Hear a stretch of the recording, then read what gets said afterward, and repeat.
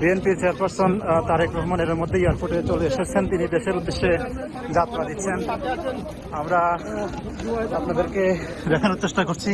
সঙ্গে রয়েছেন সহধর্মিণী জুবাইদা রহমান, কন্যা ব্যারিস্টার জায়মা রহমান।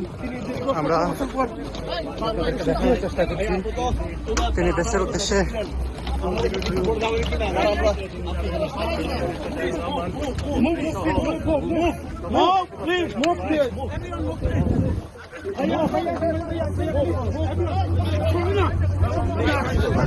তিনি দেশের উদ্দেশ্যে এয়ারপোর্টে প্রবেশ করছেন।